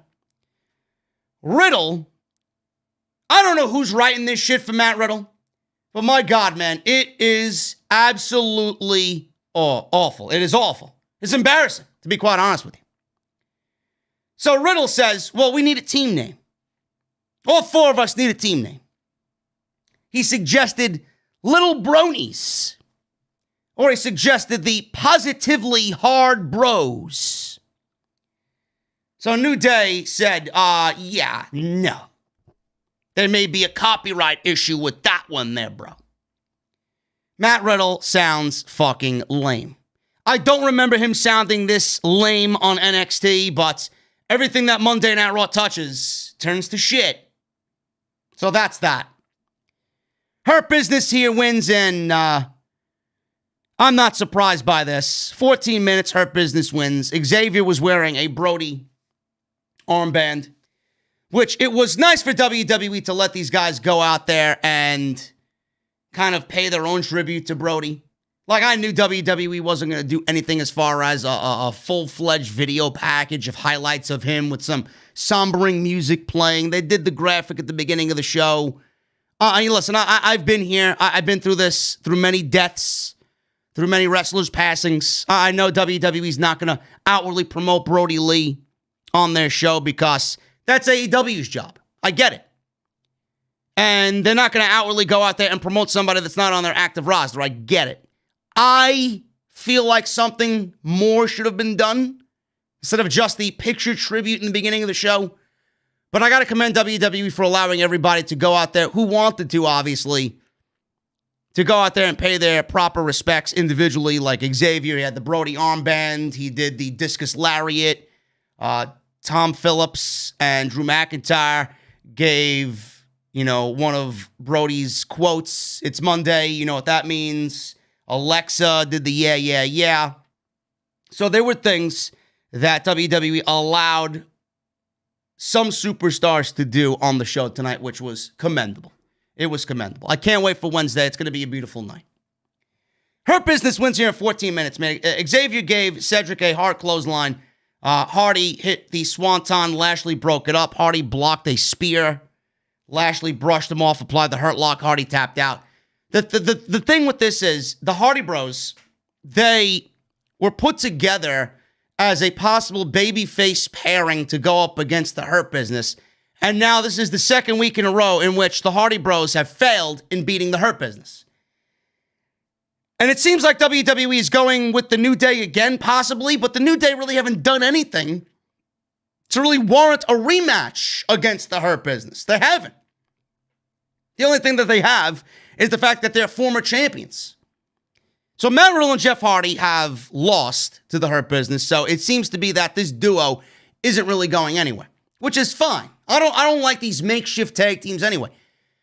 But outside the New Day and the Hurt Business possibly still being set up, we did get Matt Riddle after the match. Cedric and Shelton attacked the New Day at ringside. Matt Riddle gave Lashley a final flash knee before quickly bailing and joining his teammates on the ramp. That right there was a little tease for possibly WWE doing Matt Riddle and Bobby Lashley for the United States title. And Meltzer reported that it could have happened at TLC. It could have happened before the Royal Rumble. But WWE, according to his reports, is holding off on Riddle versus Lashley for the Royal Rumble. So that's going to be interesting. So they may be moving away from this Hardy Bros thing right now as far as them chasing the tag team titles, which I thought they were going to do. And Riddle may be going for the United States Championship. So that's going to be very interesting to see unfold. And Bobby Lashley, by the way, has also entered the Royal Rumble. He personally entered the Royal Rumble tonight, making him and Daniel Bryan the only two men to enter the Royal Rumble so far before we actually go into the new year. Adam Pearce approached The Miz and John Morrison. They were sitting all sad in a staircase inside Tropicana Field. Pearce was holding the Money in the Bank briefcase. And The Miz and Morrison, they were looking at Pearce. What are you doing here? Are you here to throw it in our face and Embarrass us again? So Adam Pearce says, well, listen, I'd love to throw the Money in the Bank briefcase in your face, but I'm actually here to return the briefcase to you. He then says, you know what? The Miz was right. Only the Money in the Bank briefcase holder can cash the briefcase in. And at TLC, it was not you who cashed it in. It was actually John Morrison. And according to the rules, you are owed back the Money in the Bank briefcase. You didn't cash it in. So he congratulated The Miz on getting it back. It's once again in your grubby little hands, he said. So Miz and Morrison celebrated. They danced. Very cringe. But The Miz is once again the Money in the Bank briefcase holder. I really don't understand what this does for anybody. I'm so sick of seeing the briefcase on television. I was glad it was away from The Miz. Now it's back in The Miz's possession. Why? Now, I could be wrong.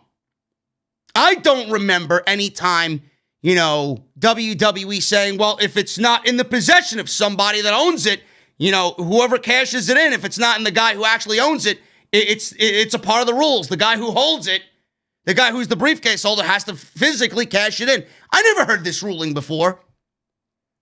Either that or we always overlooked it. Maybe I'm wrong. I don't know.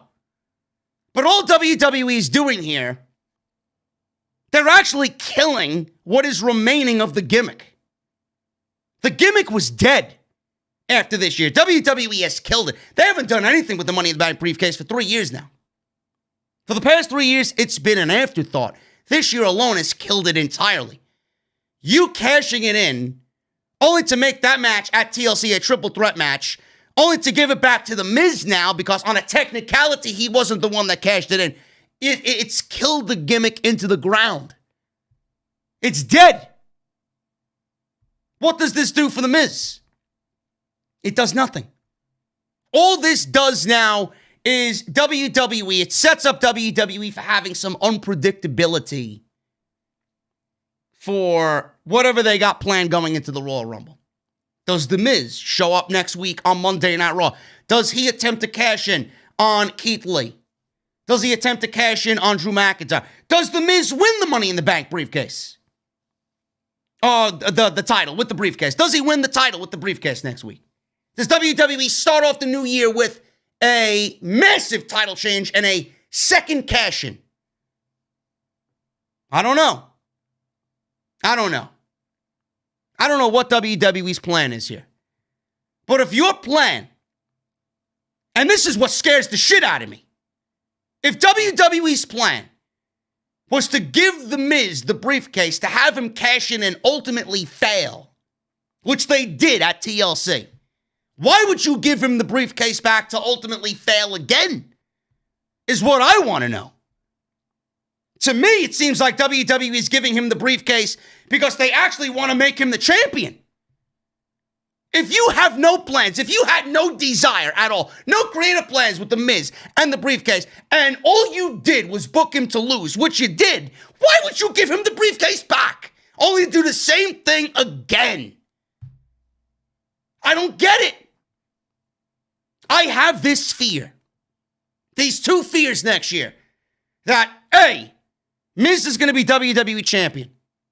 And B, Goldberg is going to win the Royal Rumble. I hope I am wrong on both accounts. I really do. I really do. Sheamus screws Drew with Miz winning the title. I could absolutely see that too. I could absolutely see that happening. I hope to God not, but we will see. Alexa Bliss was in the ring for the final segment of the show. Randy Orton made his entrance. He asked where the Fiend was. Bliss said, this isn't about him, it's about me. She went to the timekeeper's area, grabbed a gift, a Christmas present, all wrapped up with a big bow on it. She tore off the wrapping paper, pulled out gasoline and matches. Orton stared at her as she walked away. And then she walked towards him in the corner. She placed the items at his feet and backed away. I challenge you to do to me what you did to him. Then she laid on her back, and everybody wondered what she was doing. She got frustrated when Orton didn't do anything. He just stood there. Even he was confused. She squirted gasoline in the ring and drew a line towards Orton, and then a circle around herself. She said, Orton doesn't have the guts. She was teared up. She was crying. Then she called Randy nothing but a little bitch. She poured liquid all over herself. All the gasoline, quote unquote, all over herself, over her head. She stood there staring at Orton. Orton hung his head, didn't know what to think. He then picked up the microphone and said, so you don't think I would set you on fire? You don't think I'd do it? She was yelling at Randy Orton, you won't do it, you won't do it, you're a bitch. Like I said, she poured gasoline over herself. She poured gasoline around herself to kind of, just encircle herself in fire. She even made a trail of gasoline leading from Orton to her. She invited Randy Orton in multiple different ways to set her on fire. And he didn't do it. You don't think I'll do it? He bent down, he picked up the matches. You don't think I'm capable of doing it? I want to do it. I'm trying to just process this whole thing. I enjoy people in pain. I enjoy watching people suffer. She said at TLC, he burned the Fiend and he went to hell. Fine. If you want to see the Fiend, maybe I'll set you on fire right now. The Fiend sound effects kicked in. Lights went out in the Thunderdome. Pitch black. Orton lit the match. And all you see is Randy Orton's face in the blackness of the Thunderdome. And the only thing that's illuminating his face is the match and the fire. The fire is slowly burning out on the match. And Orton lit the match. He gave the camera a very angry, sinister, evil look. The announcers were begging him not to do it. The match went out, the lights went dark, and the show ended on what was a terrible cliffhanger to end the final Monday Night Raw of 2020. And that was that. Like I said, man, the story is fine. The story, whatever they were doing up until that point was interesting. I seriously sat there hoping that he did set Alexa Bliss on fire and they had some fucking stunt double or they had some dummy and he set Alexa Bliss on fire, but that would have been something that all the fucking cretins on social media, they would have been so upset about, man. They would have been crying that Alexa Bliss, their poor goddess, was burned. WWE ended on this cliffhanger. I don't know where they go from here. It is very difficult for me to care about anything Bray Wyatt right now. Alexa Bliss was great tonight. She absolutely killed the role tonight in getting and tempting Randy Orton to do it. Her acting ability has really just been stepped up in this role. I love the eye contacts that she has in her eyes. Looked like she was crying and legitimately getting emotional and really portraying that in this. Really giving you a sense of the fact that she does care about Bray Wyatt. Everything was fine up until the cliffhanger. And then I'm like, oh my God, this is fucking lame, man. That's the way you end the last Monday Night Raw of 2020? It's symbolic of how this show has fucking been portrayed all year. Trash. It's exactly what the show has been all year. And that's exactly what that final segment really came off and told all of you tonight. Guys, that is the end of the Monday Night Raw review. Long night here, man. Appreciate you guys sticking with me. Wait, almost 2,100 in the chat tonight. I really appreciate you guys. If you want to hang out, man, we're going to be going over the super chats. I really appreciate you guys. We're going to be doing some super chats tonight. Going to hang out for a little bit. If you guys came for the review, I really appreciate you. You're more than welcome to hang out and stay. If not, I will see you right back here on Wednesday for the Brodie Lee tributes on Dynamite with Jesse. Gonna be a big night, man. Gonna be a big, big night indeed. Special shout out to my boy Salrex. It's his birthday today, man. He's feeling a little bit under the weather, man. But I want to wish him a very happy birthday. He is directly responsible for making this channel look and feel as great as it does. And hopefully he has a couple of cold beverages tonight for his birthday, man. Happy birthday, brother.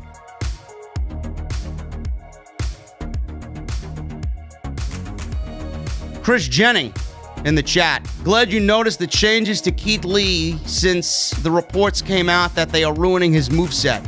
Bro, I've noticed it. I've noticed it well before tonight. Tonight was just a glaring problem. He just seems off, man. Let's go over these super chats, man. Super chats are open. Make sure you guys are following me on social media at JD from NY206. Twitter and Instagram, and hit that subscribe button down below. Turn on that bell for all notifications and hit that thumbs up, man. Let's try for 1,000 likes before we get out of here. Gregory Benson, $4.99. We need to end this AEW versus WWE nonsense. Pro wrestling is pro wrestling, and we right now just need to enjoy it for what it is. I absolutely agree, man. It's what it's all about right there. AEW was retweeting WWE stuff, and they were liking WWE stuff in regards to Brodie. That's how important Brodie was to everybody in AEW, man.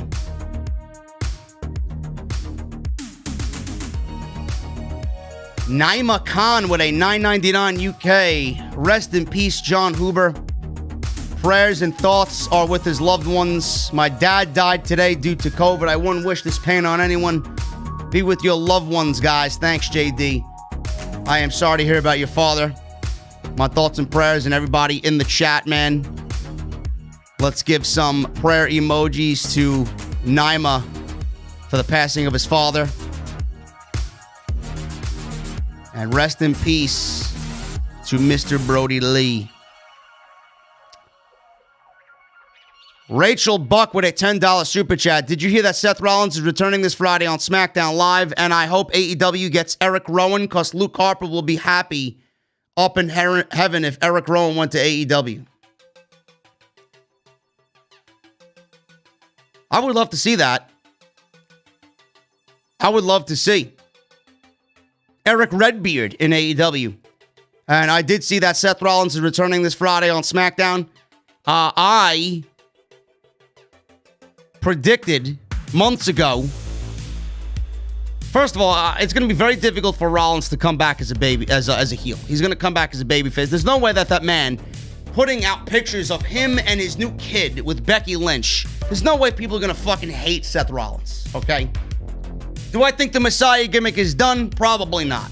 But it's going to be very difficult to boo him, but I guess in the Thunderdome, there's no fans, so WWE can manipulate it however they want. But I did book it a couple of months ago. Big E just won the Intercontinental title. Everybody thought, oh, Big E should be going up against Roman Reigns. No. Not yet. Big E is not ready for that role yet. Big E winning the Intercontinental title is a step, an old school step in the right direction. Win the Intercontinental title, make good by that title. Have that title work wonders for you. Then move on up to the next level. That's the way it's supposed to be. If you want to talk about Big E and Roman Reigns, Big E should go through Seth Rollins first. I don't like that Big E's wrestling Baron Corbin on Friday night. I predicted that last week with the review. But my WrestleMania Intercontinental title match is Big E versus Seth Rollins. Book it. That's what I think is going to happen. Rachel with another $10. She says, is SmackDown the A show and AEW the B show? And what do you see Seth Rollins doing when he gets back to SmackDown? Do you see him facing Roman Reigns or... Well, I just answered that question. He should stay as far away from Roman Reigns as possible. SmackDown is not the A show. SmackDown sucks.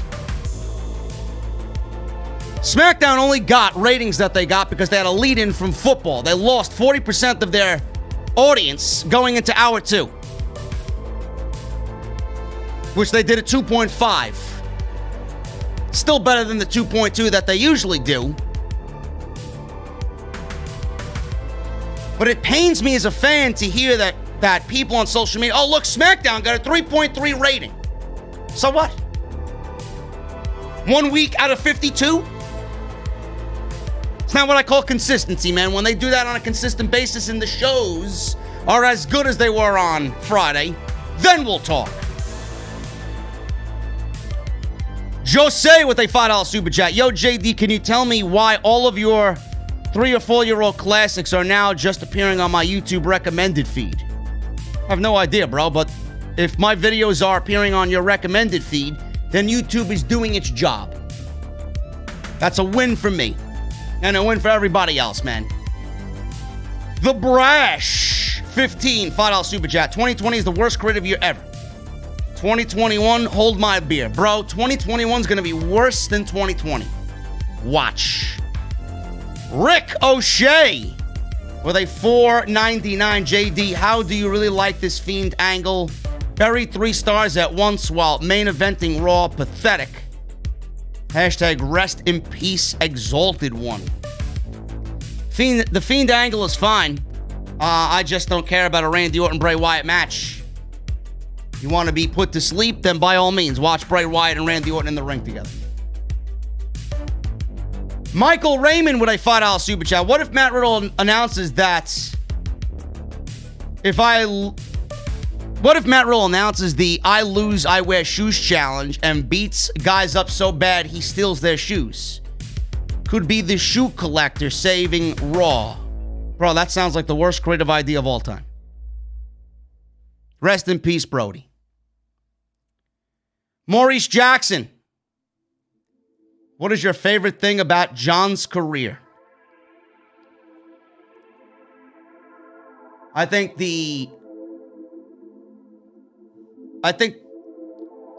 honestly, as far as character-wise goes, I'm going to say the Bray Wyatt, Randy Orton stuff. As far as what I've seen floating around on social media, I'm gonna say that in every situation, 2 things actually. In every situation, he made people laugh. And he always went out of his way to help others before he helped himself. Marco Stunt tweeted out something, and they weren't close. Brodie reached out to Marco Stunt when he got injured and asked him if he was okay. Just little shit like that. Always, being around the young talent and helping them and putting himself first. He bought John Silver some wrestling gear that John Silver is yet to wear. I think John Silver's going to wear it on Wednesday night. It's amazing how all the things that you heard about him, it was all in the same vein. It was how generous of a human being he was and how loving he was to everybody that came across him. Wrestling with Respect, $9.99. Brodie's passing reminded me a lot of Owen, not the circumstance of their death, but the fact that they were both universally loved and respected by seemingly everyone in the business. Very rare. Yeah, man. This one's gonna sting for a long time. It really is. The Brash, 15 with a $70 super chat. My goodness, brother. What is going on, man? The fact that we did not get a tribute for Brodie Lee on Monday Night Raw made me frustrated. Muhammad Abu can write a better show than Bruce. Rest in peace, Brodie Lee. Bro, listen, man. I've been around the block quite a few times with this company, man. I knew that they would not do something like that. It's on AEW to do it. But like I said, I appreciate WWE allowing some of the talent to go out there that really wanted to pay respect to Brodie. Like Xavier doing the discus lariat and Drew McIntyre going out there and giving the Monday, you know what day it is. Same thing with Tom Phillips. It's a great way to sell Monday Night Raw, but it's also a great way to sell how important Brodie was to everybody. I appreciate you with the $70 super chat, man. That's beast. Thank you so much. DX Strixers with a £5 donation. What is now stopping Miz from using Morrison to cash in until he wins? This doesn't make sense at all. Rest in peace, Brodie Lee. Bro, don't give WWE any ideas, please. Please. Israel $5 super chat. JD, I was watching a review on Saturday night, and I couldn't believe when I heard about it that he passed. Rest in peace, Brodie Lee. I was shocked, man. I couldn't believe the text that I got. I just sat there frozen for about 45 seconds. I didn't even know what to think. Mr. Premium 2002 with a $4.99 super chat. Not much to say. Just want to say thank you for a good show. Came to pay my respects to a man who deserves it. Rest in peace, Jon Huber. Jose with a $5 super chat. Tasteless people already mentioning finding a new head for the Dark Order. Personally, I think they should disband the group. I don't think the group is going to be disbanded. We should not be talking about replacing Brodie at all. Do I think Brodie will leave the Dark Order even stronger now that he's gone? Yes. I think there'll be a new leader for the Dark Order eventually. Or they may not. I don't know. I don't know what their plans are. You know? John Silver, listen, John Silver is getting over, man, big time. You know? He may fit the role for that. I have no idea. You know, Adam Page, he may be booked for the Dark Order. I don't know. But nobody should be talking about Dark Order leader or anything. We're celebrating his life on Wednesday. So, people are way, way, way in over their heads with that shit already. Matthew Ryan with a $2 super chat. Birthday today. I turned 25, man. Matthew, happy birthday, brother. Richard Williams with a $2 super chat. Hey, JD, it's me again. Wanted to give you a new donation. Appreciate you, Richard. Randy Shadow with a $9.99 super chat. Keith Lee looked awful tonight. Was moving slow, looked tentative. His moves had no zip. When I saw that crossbody, I said, well, that's it. They ruined Keith Lee. They did. Keith Lee is not the same. I noticed it immediately tonight. Something is off about Keith Lee, man. They fucking ruined this guy like you wouldn't believe. Jedi Joker 93, $2 super chat. Bray's Instagram post hit me right in the feels, man.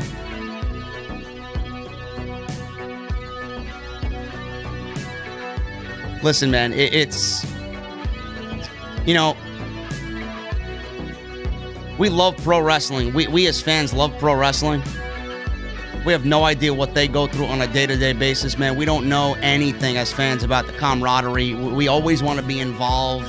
We always want to know. We want to be in their world. We don't have any idea what it is to be in their world. You know, we think we know, but we really don't. We think we know everything, and we really don't, you know? But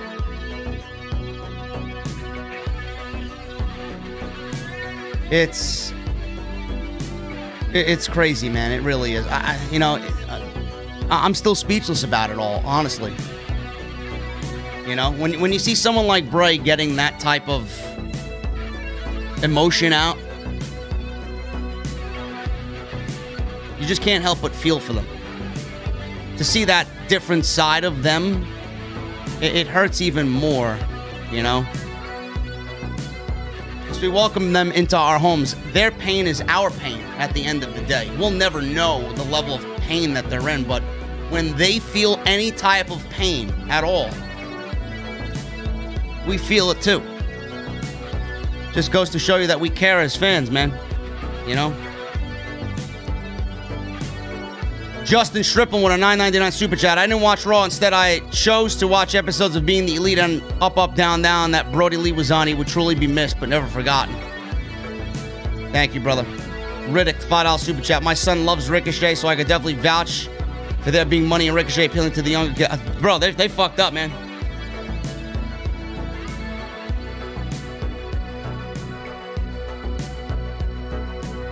Ricochet, listen, Ricochet came in, man, he looked like a fucking comic book character.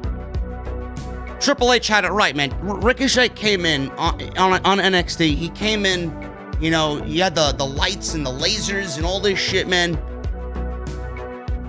If you left him alone and you didn't change anything about him and you let him be, he would have gotten over so much, man. But they didn't want him to be over. They didn't want him to be over. Another indie guy, another Triple H guy that Triple H made look great, and they ruined it. They ruined it. For whatever petty reason, they ruined it. Jacob Donnelly with a $10 super chat, hoping Wednesday's Dynamite is a beautiful tribute to Cody. I haven't felt this way about a wrestler's passing since Eddie Guerrero. The Exalted One will dearly be missed. Everybody's feeling it, man, because of how close it hit to home. He's 41 years old. You know, like I said, I'm 39 in February. You know, you look at his age compared to my age, especially my mind, thinking about it, you know, it's scary. It really is scary. And the fact that we were watching him on TV 2 months ago and he looked to be literally the best ever he's ever looked. And it just, like that, deteriorated into what it became. I don't know, man. I really don't.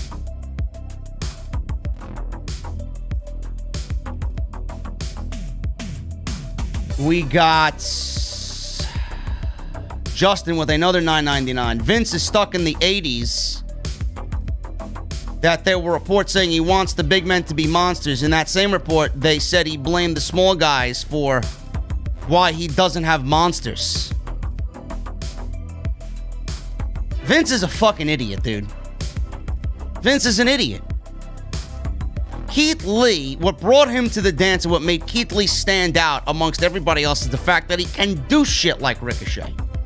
Had a guy that's 350 pounds. Now that you took that away from him, now he's on the same level as Braun Strowman. And that's not anywhere that somebody wants to be. Francis Loop with a $5 super chat. I don't see how Brodie Lee's legacy doesn't make the Dark Order babyfaces now. This is the first passing for AEW, and now all eyes will be on them. Bro, all eyes are on Brodie Lee Wednesday. AEW is just there to pay their respects to a man that was taken from us way too soon. Lord Zero of House Fucks Given, $5 super chat. So if Miz didn't cash in the contract, what would have happened if he won the title at TLC? Talk about a major plot hole. You make a good point, man. I don't know why I didn't bring that up. Does anybody think when they do these decisions? That segment legitimately was written on a piece of paper today and then handed to somebody to approve, and nobody thought of that. Kenley Pierre, $5 super chat. Adam Cole could go to Raw and steal Alexa from Bray Wyatt, and that pairing would be Edge and Lita reminiscent. Adam Cole going to Raw is something I do not want to see happen. Francis Loop with a $10 super chat. Why doesn't Aleister Black just get a third-party platform? WWE can't force him to shut it down. If The Miz didn't cash in the Money in the Bank contract, then why did he even wrestle in the match at all? Bro, I don't know. I really don't know. And Aleister Black, listen. Aleister Black should give zero fucks about anything WWE right now. He should do what he wants. Anything would be better than where he is right now. Justin Woods with a $5 super chat. Keep up the great work, bro. Thank you so much, Justin. Kaz with a $5 super chat. I think one of the members of the Dark Order should do Joe's finisher on AEW. Paying respects to the leader of the Dark Order. Hashtag Brodie Lee. I think you mean John's finisher. I think. And Maurice Jackson, $1.99. It hits harder seeing how young he was. Absolutely, man. It's exactly what I said. It definitely hits hard just seeing that he passed at age 41, man. Guys, I'm about to get out of here, man. I really am about to get out of here. Gonna go have a little late night snack and then head to sleep. I got some filming to do tomorrow with Big Hodge. They're doing something top secret, which you guys will know about in the new year. I appreciate all you guys, man. Hopefully you enjoyed my thoughts on Brodie. We'll talk about Brodie some more on Wednesday with Jesse. We got no Edgar Estrada tonight, man. What happened? People asking for Edgar in the chat. Where's Edgar at, man? Well, like I said, guys, hopefully you enjoyed the open to the show. Hopefully you enjoyed the breakdown of Monday Night Raw. Thank you guys so much for being here with me on the last Monday Night Raw show of the year. I will be back on Wednesday with Jesse. I'll be back on Friday for SmackDown Live. And we got some brand new content coming this weekend, man. A brand new year of Off the Script. Follow me on social media, man, at JD from NY206. Hit that thumbs up. Let's try for 1,000 before we get out of here, man. Thank you to everybody that super chatted. There he is.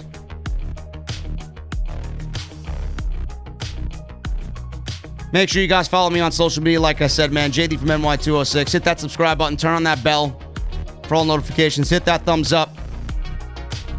If you missed any of the content this weekend, man, Off the Script, episode 357 went live on Saturday. Go and check that out. Monday Night Raw Legends Night. Not the way we need to go about rebuilding Monday Night Raw. Daryl, I see you, brother. Happy New Year, man. Happy New Year to everybody in the chat. No Twitch tomorrow, bro. Probably no Twitch tomorrow. Maybe Wednesday. I'll be back on Twitch. Got some stuff to do tomorrow. But anyway, guys, I'm getting out of here. You guys know what time it is, man. The Mustang is clean. Freshly washed. It was warm in New York City today, man. Windows are going to be down. I got my cold beverage. I want you guys to turn that volume knob up to max. Give me those guitar emojis in the chat. And I'll see you guys on Wednesday for AEW Dynamite and Brodie Lee tribute on TNT. See you guys later.